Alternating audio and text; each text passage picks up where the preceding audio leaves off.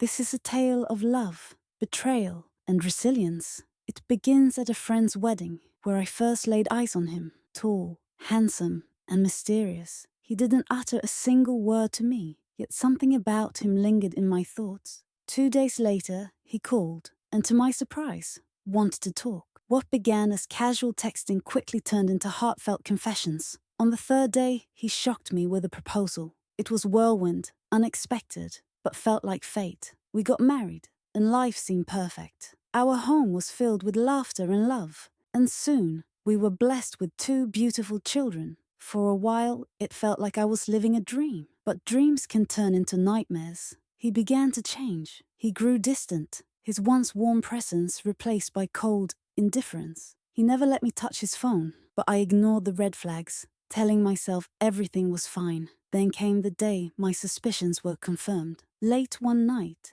I found romantic messages on his phone, sent to a woman named Ed, someone 5 years older than him. My heart shattered as I realized he had been with her before our marriage, and even after saying, "I do," he continued his affair, giving her money and taking her children into our life behind my back. I was devastated, but I stayed silent. One misunderstanding after another piled up. During a shopping trip, I broke down, unable to hold it in anymore. Confronting him was unbearable. His lies and pleas for forgiveness felt hollow. Taking my children, I left and went to my parents' home, seeking refuge and clarity. My parents could see something was wrong and pressed me for answers. I told them part of the truth, holding back the full weight of my pain. At first, they doubted me, but eventually, they stood by my side, offering me strength and support. He begged for another chance, promising he would change, but my feelings had long died.